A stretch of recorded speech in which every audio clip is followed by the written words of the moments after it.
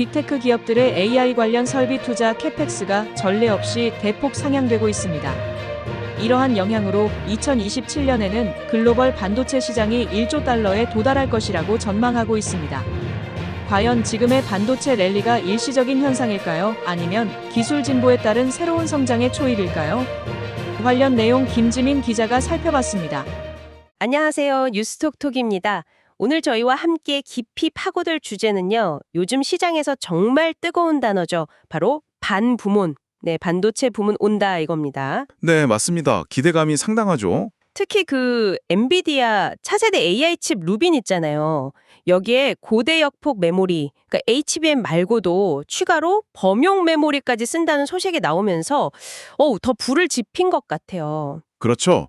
HBM만 보는 게 아니라 이제 전체 시스템을 봐야 한다는 신호로 읽히거든요. 맞아요. 그래서 실제로 저희가 살펴본 자료들에서도 2026년 이때가 되면 반도체 공급 부족, 쇼티지가 올 수 있다. 이런 전망이 꽤 많더라고요. 네, 그럴 가능성이 충분히 제기되고 있습니다. 그렇게 되면 삼성전자, SK하이닉스, 마이크론 이 메모리 3사가 다 같이 수혜를 볼 거다. 이런 분석이고요. 네, 자연스럽게 또 관련 소재 부품 장비, 우리가 흔히 소부장이라고 부르는 이 기업들 주가도 요즘 들썩들썩하고요. 네, 기대감이 반영되고 있는 거죠. 자, 이게 정말 과거에 우리가 봤던 PC나 스마트폰 때의 반도체 슈퍼사이클, 이게 다시 오는 걸까요? 슈퍼사이클이냐 아니냐 이건 좀 논쟁이 있긴 합니다만. 그렇다면 뭐랄까 지금 반도체 주식 이거 절대 팔면 안 되는 건가? 이런 생각도 들고요. 하하, 그게 제일 궁금하시겠죠. 네, 그래서 오늘 이런 질문들의 답을 좀 찾아보려고요. 현재 반도체 섹터 상황을 좀 진단해보고 앞으로 시장이 어떻게 흘러갈지 그 방향성에 대해서 좀 심층적으로 분석해보겠습니다. 좋습니다. 바로 시작하죠.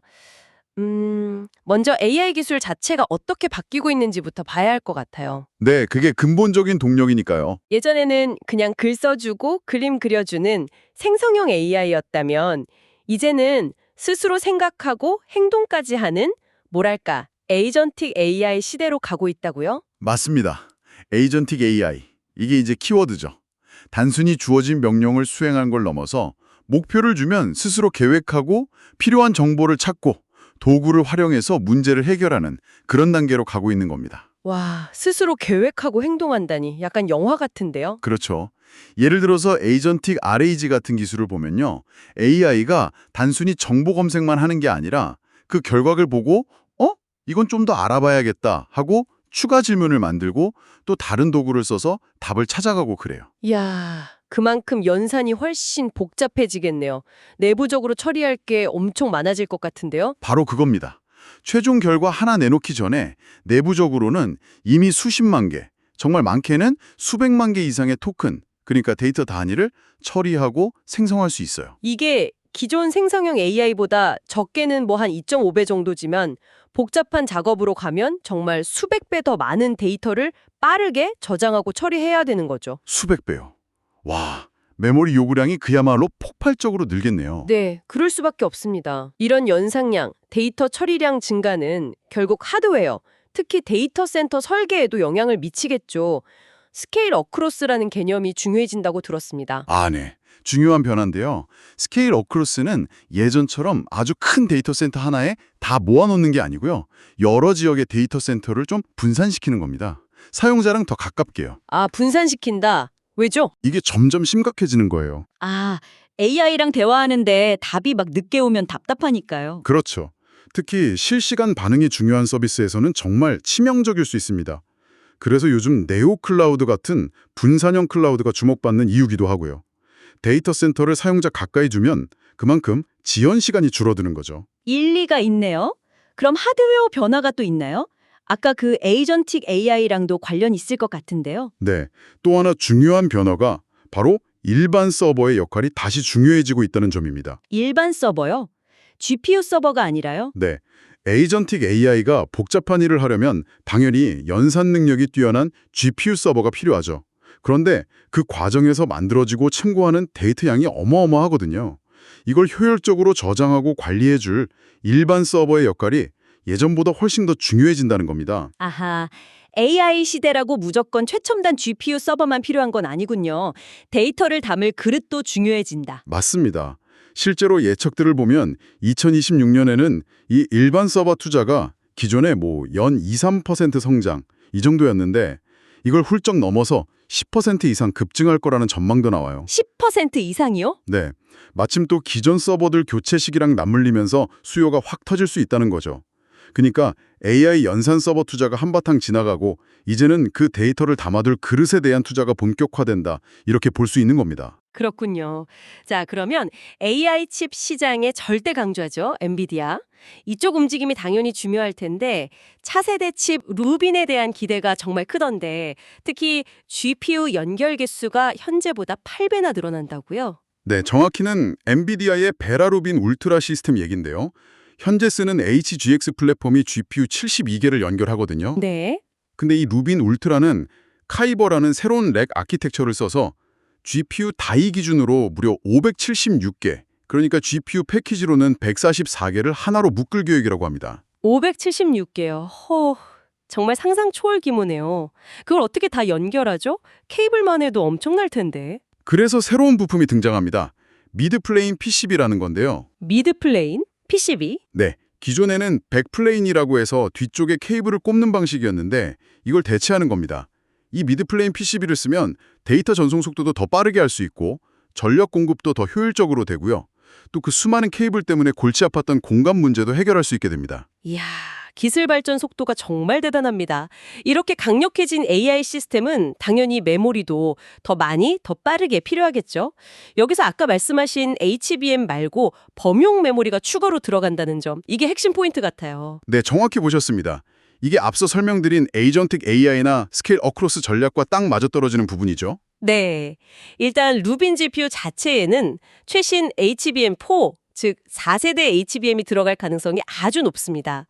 HBM은 GPU 바로 옆에 딱 붙어서 데이터를 초고속으로 주고받는 역할이죠. HBM4 성능은 어느 정도인가요? 국제 표준인 제데크 기준이 8GBps 속도거든요. 이걸 훌쩍 넘어서 10GBps 이상 속도를 냈고요. 데이터 통로 I/O 수도 2배로 늘려서 초당 데이터 전송량, 즉 대역 폭이 2TB 이상으로 늘어납니다. 2TB. 와, 이것만 해도 엄청난데요. 그런데 왜 이것만으로는 부족해서 범용 메모리까지 필요하다는 걸까요? 시스템 전체를 봐야 합니다. 루빈 시스템처럼 GPU가 수백 개씩 연결되고 에이전틱 AI처럼 아주 복잡한 작업을 분산해서 처리하려면 GPU에 직접 붙어있는 HBM만으로는 시스템 전체의 데이터 요구량을 감당하기가 어려운 거죠. 아, 비유를 들자면 ACBM은 연산장치 바로 옆에 있는 아주 빠른 작업대 같은 거고요. 작업대. 네, 범용 D램이나 LPD램은 그 작업에 필요한 방대한 자료들을 보관하고 있다가 빠르게 꺼내 쓸 수 있는 뭐랄까 대형 서재나 자료실 같은 역할이라고 보시면 됩니다. 아하. 작업대, HBM이 아무리 빨라도 참고할 자료, 범용 메모리가 너무 멀리 있거나 찾기 힘들면 전체 작업 속도가 느려질 수밖에 없겠네요. 맞습니다. 시스템 전체 성능을 최적화하려면 HBM 외에도 고성능 저전력 D램인 LPD램이나 일반 서버용 D램 같은 다양한 메모리가 함께 필요하고 그 역할이 점점 더 커질 수밖에 없는 구조인 겁니다. 네. 이게 바로 반부문 기대감이 HBM 하나에만 머무는 게 아니라 D램 시장 전체, 더 나아가서 반도체 섹터 전반으로 퍼질 수 있다고 보는 핵심 이유 중 하나입니다. 그렇군요. 그러면 결국 메모리 시장, 특히 D램 시장의 수급 상황이 아주 중요해지겠네요. 그런데 좀 아이러니한 게 공급사들이 다 HBM 생산에 집중하다 보면 오히려 다른 D램 공급에는 문제가 생길 수도 있다면서요? 네, 정확한 지적입니다. HBM이라는 게 결국 일반 D램 칩 여러 개를 수직으로 쌓아서 만드는 거잖아요. 그렇죠. 그러다 보니 HBM 생산량을 늘리려면 필연적으로 기존 일반 D램 생산 라인을 HBM용으로 바꿔 쓰거나 아니면 정말 막대한 돈을 들여서 새 라인을 지어야 해요. 실제로 SK 하이닉스가 HBM 생산 늘리려고 기존 D램 라인을 전환했더니 그 라인에서 나오던 일반 D램 생산량이 절반 이하로 줄었던 사례도 있었죠. 아, 생산 라인이 한정되어 있으니 트레이드 오프가 발생하는 거군요. 하나를 늘리면 다른 하나는 줄어드는? 그렇습니다. 삼성전자도 마찬가지예요. HBM4 시장에서 주도권을 잡으려고 평택 P4 공장 윗부분이랑 P5 공장을 최첨단 D램, 구체적으로는 일시 D램이라고 하는 10나노급 6세대 디램 전용 라인으로 바꾸는 데 집중하고 있거든요. 마이크론도 당연히 HBM 생산을 공격적으로 늘리고 있고요. 네. 결과적으로 어떻게 되느냐? 모든 주요 공급사들이 HBM의 역량을 막 쏟아붓게 되면서 정작 아까 말씀드린 2026년 그때 일반 서버 수요가 확 늘어나면 일반 서버용 디램 공급이 심각하게 부족해지는 현상이 나타날 수 있다는 겁니다. 와, 이거 마치 2017년에 클라우드 서버 수요 폭증했을 때랑 좀 비슷한데요. 그때도 서버용 디램 없어서 난리 나고 가격 엄청 뛰었잖아요. 네, 아주 유사한 상황이 다시 올 가능성이 높다고 봅니다. 공급 부족은 당연히 가격 상승으로 이어질 가능성이 크고요. 그렇게 되면 삼성전자, SK하이닉스, 마이크론, 2, 3, 4 모두에게는 호재겠네요. 네, 기본적으로는 그렇죠. 물론 회사별로 약간 상황은 다릅니다만. 어떻게 다른가요? HBM 쪽 경쟁이 아주 치열하다고 들었는데요. 네, 현재 HBM 시장만 놓고 보면 SK하이닉스가 어드밴스드 MRUF라는 자기들만의 패키징 기술이랑 높은 수율, 그러니까 불량 없는 제품 비율이죠. 이걸 바탕으로 기술력이나 양산 능력에서 조금 앞서 있다는 평가예요. 네. 하지만 삼성전자가 자체 파운드리, 그러니까 반도체 위탁 생산 공정을 가지고 있잖아요. 이걸 활용해서 특히 4나노 기반 베이스 다이 제작 빠르게 따라붙고 있고요. 마이크론 역시 2026년 HBM4 양산을 목표로 하고 있어서 경쟁은 점점 더 치열해질 겁니다. 결국 누가 엔비디아 같은 큰 고객사한테 품질 테스트, 그 콜이라고 하죠. 그걸 통과하느냐가 중요하겠네요. 그렇죠. 그 퀄 통과 여부가 각 회사 시장 점유율을 결정짓는 아주 중요한 변수가 될 겁니다. HBM 경쟁도 치열하지만 다른 메모리 쪽은 어떤가요? 아까 LPD램 얘기도 잠깐 하셨는데요. 네, 여기에 더해서 이제 온디바이스 AI라고 해서 스마트폰이나 PC 자체에서 AI 기능을 돌리는 기술이 점점 확산되고 있잖아요. 네, 요즘 많이 나오죠. 이것 때문에 저전력 디램, 즉 LPD램 수요도 엄청나게 늘고 있습니다. 이 분야는 또 삼성전자가 강점이 있거든요. 업계에서 가장 얇은 LPDDR5X를 양산한다든지 하면서요. 그래서 전반적인 메모리 시장 호황의 수혜를 입을 가능성이 크다고 보고 있고요. 낸드 플래시 쪽은요? 낸드 플래시 메모리 쪽도 상황은 비슷합니다. 일부 고용량 낸드, QLC라고 부르는 거요. 이 공정이 좀 기술적으로 어려운 부분이 있고 여기에 또 일반 서버 수요 증가가 맞물리면서 2026년에는 기업용 SSD, eSSD를 중심으로 공급 부족이 예상되고 있습니다. 와, 종합해보면 D램, LPD램, 낸드까지 메모리 전반에 걸쳐서 2026년에는 공급 부족이랑 가격 상승 가능성이 높다. 이 말씀이시네요. 네, 그렇게 요약할 수 있겠습니다. 이러니까 정말 반도체 슈퍼사이클 이야기가 나올 법도 합니다. 과거 PC, 스마트폰, 클라우드 서버 때처럼 아주 긴 호황 국면에 진짜 들어선 걸까요? 아니면 그냥 좀 더 긴 상승 사이클 정도로 봐야 할까요? 과거 슈퍼 사이클이랑 분명히 비슷한 점은 있어요. AI라는 아주 거대하고 강력한 기술 변화가 수요를 폭발적으로 끌어올리고 있다는 점이죠. PC 시대가 한 15년, 스마트폰 시대도 한 15년 정도 갔잖아요. AI 시대도 그럴 가능성이 높다고 보고요. 네. 그런데 결정적인 차이점도 있습니다. 어떤 차이점이죠? 과거에는 수요가 특정 제품, 예를 들면 PC나 스마트폰에 상당히 몰리는 경향이 있었어요. 그런데 지금 AI는 어떻습니까? 데이터 센터는 물론이고 스마트폰 PC 같은 온디바이스, 그리고 아까 말씀드린 일반 서버까지 정말 전방위적으로 새로운 수요를 만들어내고 있거든요. 아, 수요처가 훨씬 다양해졌다. 네, 그리고 필요한 반도체 종류도 훨씬 다양해졌죠. HBM, LPD램, 일반 D램뿐만 아니라 AI 연산을 위한 NPU, 또 이런 칩들을 만들어주는 파운드리까지 그 범위가 훨씬 넓어졌습니다. 그렇군요. 수요처와 제품 종류가 다변화되었다는 거네요. 맞습니다. 그래서 단순하게 경기를 타는 순환적 사이클, 이걸 넘어서 AI가 이끄는 구조적 성장 국면에 진입했다. 이런 분석에 좀 더 무게가 실리는 겁니다. 특정 제품이 잘 팔리고 안 팔리고에 따라 시장 전체가 흔들리는 정도가 과거보다 덜하고 훨씬 장기적인 성장이 가능하다는 의미로 볼 수 있는 거죠. 구조적 성장, 의미심장한 단어네요. 네. 아까 말씀드린 AI 데이터 센터 투자 이후에 2026년부터 일반 서버 투자가 확 늘어나는 것도 이런 구조적 성장의 한 단면으로 볼 수 있는 거고요. 그렇군요. 이런 구조적 성장 기대감 때문에 소위 소부장, 소재, 부품, 장비 기업들 주가가 최근에 그렇게 뜨거웠던 거네요. 삼성전자나 SK하이닉스가 앞으로 투자를 엄청나게 할 거다 이런 예상이 나오니까요. 네, 맞습니다. 삼성전자가 평택 P4, P5 공장에 계속 투자하고 있고 미국 테일러에도 정말 큰 공장을 짓고 있잖아요. SK 하이닉스도 청주 M15X 공장 늘리고 있고 또 2027년 완공 목표로 용인에 반도체 클러스터 만들고 있고요. 네. 여기서 중요한 건 이게 2026년 한 해 딱 하고 끝나는 투자가 아닐 가능성이 높다는 겁니다. 아, 투자가 계속 이어진다. 네. 평택 P4 다음엔 P5 투자가 이어질 거고 테일러 공장도 단계적으로 더 커질 수 있고요. 용인 클러스터는 이제 시작이죠. 이런 걸 다 고려하면 2026년부터 시작된 이 설비 투자, 캐펙스 사이클이 2028년, 어쩌면 그 이후까지 쭉 이어지는 상당히 긴 투자 흐름이 될 가능성이 매우 높습니다. 와, 그럼 소부장 기업들에게는 정말 큰 기회가 되겠네요.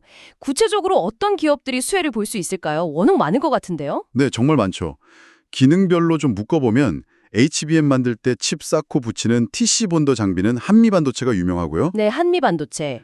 웨이퍼에 레이저로 뭔가 처리하는 장비는 이오테크닉스, 또 미세 공정에 필요한 고압 수소 처리 장비는 HSPB, 이런 기업들이 강점이 있죠. 아, HSPB. 또 만들어진 HBM 칩이 제대로 작동하는지 최종 테스트하는 장비는 테크윙, 고온 같은 스트레스 환경에서 테스트하는 버닌 장비는 DI 같은 기업들이 있고요.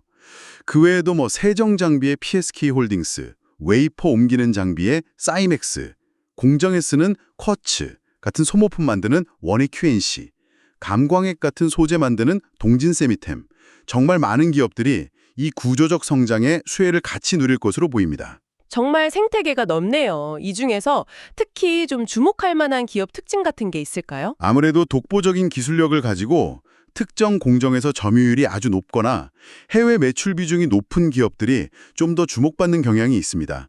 예를 들어 아까 말씀드린 한미반도체는 2025년 상반기 기준으로 해외 매출 비중이 90%에 달했고 HSP도 최근 분기 매출의 98%가 수출이었어요.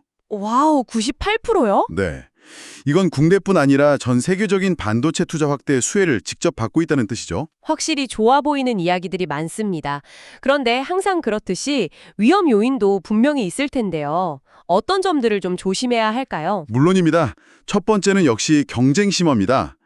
아까 잠깐 얘기했지만 지금은 SK 하이닉스가 HBM 시장을 좀 이끌고 있지만 2026년 이후에 삼성전자랑 마이크론이 본격적으로 HBM4 양산에 뛰어들면 지금 같은 공급 부족 상황이 생각보다 빨리 해소될 수도 있어요. 아, 골드만삭스 같은 일부 투자은행에서는 좀 공격적으로 보긴 하는데 2026년부터 HBM 시장이 공급자 우위에서 구매자 우위로 바뀌고 HBM 가격이 두 자릿수 %로 떨어질 수도 있다. 이런 전망을 내놓기도 했습니다. 공급이 늘어나면 가격이 떨어지는 건 당연하니까요. 이게 메모리 회사뿐만 아니라 소부장 기업들한테도 영향이 있겠네요. 그렇죠. HBM 가격이 떨어지면 메모리 회사 수익성이 안 좋아질 수 있고 그러면 또 설비 투자 규모나 속도를 조절할 수 있겠죠. 또 지금 높은 이익률을 누리고 있는 일부 소부장 기업들 수익성에도 당연히 하방 압력으로 작용할 수 있습니다. 그렇군요. 두 번째 위험 요인은 뭘까요? 두 번째는 역시 거시경제적 불확실성이죠. 미국이랑 중국 기술 패권 경쟁이 어떻게 될지, 또 어디서 지정학적 리스크가 터질지, 이런 건 항상 변수고요. 그리고 이 첨단 공정 투자는 워낙 돈이 많이 들어가다 보니까 예상치 못한 이유로 지연될 수도 있어요. 아, 그런 사례가 있었나요? 네, 삼성전자가 미국 테일러 공장 완공 시점을 원래 계획보다 늦춰서 2026년으로 연기했었잖아요. 고객사 확보 문제라든지 여러 이유가 있었는데 이런 식으로 시장 수요 예측이 빗나가거나 고객사 확보에 문제가 생기면 수십조 원짜리 투자 계획은 언제든 바뀔 수 있다는 점을 염두에 둬야 합니다. 하긴 그렇겠네요.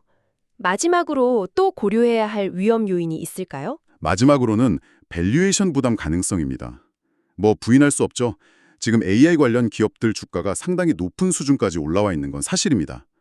미국 증시에서도 버블 아니냐 이런 논쟁이 있듯이 높은 기대감이 이미 주가에 많이 반영되어 있다는 거죠. 네. 다만 과거 닷컴 버블 때랑 지금 AI 붐은 좀 다른 점이 있어요. 어떤 점이 다른가요? 닷컴 버블은 정말 실체 없는 아이디어나 기대감만으로 막 부풀려졌다면 지금 AI 붐을 이끄는 엔비디아나 다른 빅테크 기업들은 실제로 엄청난 돈을 벌고 있거든요.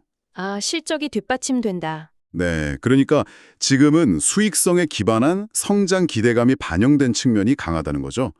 그럼에도 불구하고 미국 연준이 금리를 어떻게 할지, 예상치 못한 경제 충격이 올지 이런 변수가 생기면 시장 심리가 확 얼어붙을 가능성은 항상 열어두고 좀 신중하게 접근할 필요는 있습니다. 네, 오늘 정말 반붕원 현상부터 시작해서 AI 기술이 진화하면서 하드웨어 수요, 특히 메모리 시장을 어떻게 바꾸고 있는지, 또 엔비디아 루빈 칩이 가져올 파급 효과는 뭔지, 그리고 이게 삼성전자, SK하이닉스, 마이크론 같은 큰 기업들과 그 밑에 소부장 생태계 전체에 어떤 기회와 위험을 동시에 주고 있는지 아주 깊이 있게 파고들어 봤습니다. 특히 그 에이전틱 AI 개념이랑 스케일 어크로스, 그리고 HBM뿐만 아니라 범용 메모리의 중요성이 커진다는 점이 아주 인상 깊었습니다. 네, 정리를 좀 해보자면 현재 반도체 시장은 단순한 경기 순환 사이클을 넘어서고 있는 것 같아요. AI라는 아주 강력하고 또 지속적인 동력에 힘입어서 구조적 성장 단계로 들어서고 있을 가능성이 높아 보입니다. 과거처럼 특정 제품 하나 잘 되고 안 되고에 따라서 시장 전체가 막 흔들리던 것과는 좀 다른 양상이죠. 특히 HBM 생산 확대와 기존 서버 교체 수요가 딱 맞물리는 2026년, 이때가 메모리 공급 부족과 가격 상승이 현실화될 수 있는 아주 중요한 변곡점이 될 가능성이 크다고 보고 있습니다. 물론 오늘 이야기 나눈 것처럼 경쟁이 심해져서 가격이 떨어질 가능성이나 거시경제 불안정성, 투자 지연 같은 분명히 고려해야 할 위험 요인들도 존재하고요. 그래서 섣부르게 너무 낙관하거나 또 반대로 비관하기보다는 좀 긴 호흡으로 시장 변화와 그 안에서 기업들이 어떤 전략을 가지고 움직이는지를 꾸준히 지켜보는 지혜가 필요해 보입니다. 오늘 저희가 준비한 이야기는 여기까지입니다. 마지막으로 여러분께 이런 질문 하나 던져보고 싶네요. 오늘 언급된 삼성전자, SK하이닉스, 마이크론 같은 아주 큰 메모리 기업들 말고요. 그 아래에 있는 수많은 소부장 기업들 중에서 말이죠. 이 거대한 구조적 변화의 흐름 속에서 정말 독보적인 기술력이나 남들이 넘보기 힘든 시장 지위, 혹은 아직 시장이 제대로 발견하지 못한 그런 잠재력을 바탕으로 진정한 히든 챔피언으로 떠오를 기업, 과연 어디일까요? 여러분 각자의 기준으로 한번 찾아보시는 것도 아주 흥미로운 과정이 될 것 같습니다. 지금까지 뉴스톡톡이었습니다. HBM, LPD램, 그리고 일반 서버 시장의 동반 성장까지 이 모든 변화는 과거의 순환적인 사이클을 넘어 구조적 성장의 새로운 시대를 알리고 있습니다. 물론 경쟁 심화와 금리 인상 같은 잠재적 위험도 존재하지만 AI가 이끄는 기술 혁신의 물결은 거스를 수 없는 대세입니다. 여러분은 어떻게 보셨나요? 댓글로 의견을 공유해주세요.